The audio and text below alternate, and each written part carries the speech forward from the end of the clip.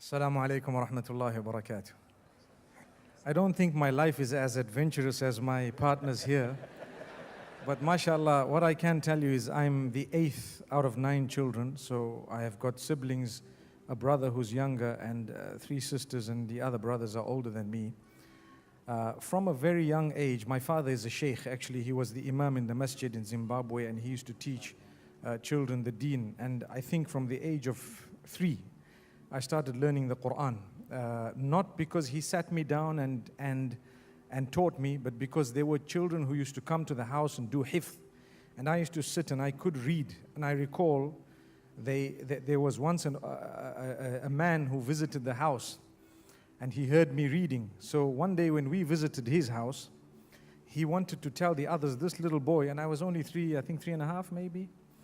He says, this little boy can read. And they told me, come sit down. And I recall exactly what there was in their lounge, and they seated me. And I was a very shy person, so I didn't read. And I remember he said, I'll give you 1 cent. Now 1 cent in 1978 or 79 was actually a lot of money. In Zimbabwe, it was stronger than the pound, stronger than double the British pound, I think. And to be honest with you, I think we're laughing because Zimbabwean currency is cancelled at the moment. We went into billions and trillions and nonillions and decillions. Sheikh Tawfiq knows all that.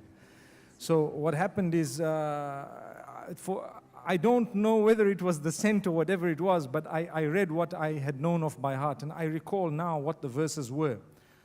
لَقَدْ نَصَرَكُمُ اللَّهُ فِي مَوَاطِنَ كَثِيرَةٍ وَيَوْمَ حُنَيْنٍ. Those verses up to the end of that little hizb. And I was just reading and continuing, and they told my dad, this little boy will be a hafiz, you know. My father, low profile, he said, you know, just make dua, inshallah. But in the meantime, he used to work very hard on me. And I never ever forget the effort my father made on me from a very young age. He was very patient, although back in my days, corporal punishment was the norm. You know, when I say corporal punishment, I mean to get whacked was a thing that was normal. You know, you expect it. My father used to call it charging the battery, because whenever he left the country, he also attended many conferences, and you know, I'd like to think I followed in his footsteps. So what happened is, every time he comes back, I would duck and dive, because my hifz would have become a bit weaker, because I would, you know, you have to have that fear of someone in your life, I think. Well, it worked with me. So that was my dad for me. And he would come back, and I knew that day I would get whacked. And the same day, he would take out of his bag a toy. Every time he went, no matter where he went, he brought me back something, not just me, but even my little brother, even if it meant of little value, but something was brought back. So we looked forward to him coming back, and we dreaded it at the same time. So alhamdulillah, at a very young age, I learned the Quran. I memorized it with school. You know, we come from a very, perhaps maybe, I wouldn't be embarrassed to say, quite a low income background in that sense. You know, a long time ago, a lot of our fathers perhaps, or grandfathers, couldn't afford shoes. That's not the reason why I wear slippers today, but anyway. Subhanallah, what happened as a result is, I started learning the Arabic language, and there was the Arabic embassies that opened up in Zimbabwe as we became independent in 1980. They collected their children and gathered in one embassy and started their lessons for the children of the Arabic embassies, and I had the good fortune of joining them. So from that young age, mashallah, learning the Arabic language and, you know, picking up on so many things, together with secular education in the mornings with the government schools.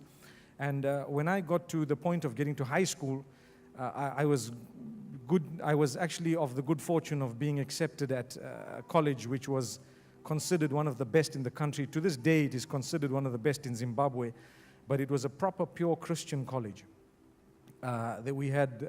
That was the best option we had. And mashallah, I got into there, and I did quite well. And when I completed, mashallah, I was looking forward to become an ophthalmologist. And I had actually applied to a certain academy in the United States. Before I had got the you know, acceptance from them, One day in the post, I got an acceptance letter from Madinah Munawwara. Now, I had already studied a lot of the deen and a lot of the books with my father. And as we were growing up, he used to teach and I used to attend the lessons with him and I used to sit with him. And he runs massive institutions, which today, mashallah, we are trying to run by the will of Allah in Zimbabwe. And what has happened is, or what did happen at the time is, when this acceptance from Medina came through, I told my father, I said, you know what, I don't remember applying. He said, well, 2 years ago we had a few mashayikh who visited us and I just gave your name and, you know, we agreed that let's see what happens by the time the application is approved. Here it is approved. And my dad says, you know what, the ticket is there, everything is there. Why don't you just go? It's a city of Rasulullah sallallahu alaihi wasallam. See how you feel. And, you know, if you really feel you can't manage and you won't be able to, then you can come back and continue with whatever you wanted to. And if you go according to what my plan is, go and complete there, and then you can go and do your medicine after that, inshallah, you know. So I looked at him and I said, okay, not a problem. Let's see, Medina. It was exciting to travel by air and to go to Madinah Munawwara. This was in 1991, just after that war had erupted and so on. So I pitched up Madinah Munawwara, mashallah, and I didn't look back. By the will of Allah, today, mashallah, you know, Allah subhanahu wa ta'ala has taken us places, and we ask Allah to keep us as humble as possible and accept from us whatever little He has used us to do in the field. One thing I want to make mention before I close, Sheikh. I was a youngster as I grew up at the age of about 14 to about maybe 18. I had a temper. I actually used to get angry at very small things. I used to get upset, so much so that people in my own house, you know, they didn't really mess with me, so to speak. Because they knew this guy is capable of breaking a window, or perhaps, you know, you look at me today, subhanAllah, I'll fix that window for you, inshallah. But I had a temper. And I recall that when I arrived in Madinah Munawwara, the way I was treated the day I arrived, you know, people look at it as negative. These guys, ta'al bukra, which means come tomorrow. And everything is there. You can see your name on the list. He says, la, ta'al bukra, you know. And you know. But you cannot do anything about it. Nothing. Nothing. You just have to digest. For me, that was training. That was elimination of your temper. It was like him telling me, come back when you're cool. And I'll still tell you, Ta'al Shahr al-Jai. And come back next month, you know. At least he's saying tomorrow, you know, subhanallah. So to be honest with you, I worked so hard because I complained to one of the mashayikh in Madinah Munawwara, saying, what's the problem? The guy is reading the newspaper, he's drinking tea. He just doesn't want to do what is so simple, you know. What's all this? He says, calm down. You need to know there's adat, there's taqalid, there's things. People are born and brought up in that system. You need to like the system or you're not going to be able to survive here. So I thought to myself, I said, now if I phone my dad and tell him I need to get back home because of this, subhanallah, it's such a weak excuse. And then there was an ustad, and I even recall his name, Sheikh Awad al-Shihri. I don't know if some of you might have heard that name, Madinah Munawwara. He was teaching us al-Bukhari, and there was a hadith where he reiterated the fadail al-Madinah, the virtue of Madinah, and he says, إِنَّ الْمَدِينَةَ طَيِّبَةٌ تَنْفِي الْخَبَث كَمَا يَنْفِي الْكِيرُ خَبَثَ الْحَدِيدِ. Medina is pure, and it flicks away, it chases away, it basically kicks out the dirt, just like the blacksmith or the blacksmith would blow into the ore and kick out the dirt. And that time I felt, maybe if I want to leave this place, I might be a dirty person. That's why Medina is actually kicking me out. So I'm going to prove Medina wrong and I'm going to stay here. Subhanallah. And I was a youngster growing up.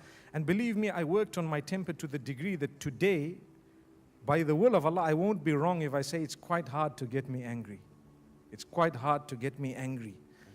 You need to work please don't try your luck. But what I mean is you say what you want, do what you want. I just sit, and I just look at you, and things might be going at the back of my mind, but I know I need to be in control of what's going on, because you need to be calm and cool to have good health and to be a person who's a Muslim and live as a Muslim and so on. La taghdab, la taghdab, la taghdab. Don't get angry, don't get angry. I calmed it down so much that today, subhanallah, a lot of what I do, I feel that if I had a temper, I wouldn't have achieved. May Allah grant us goodness. Jazakumullah khair. Ameen. Barakallahu.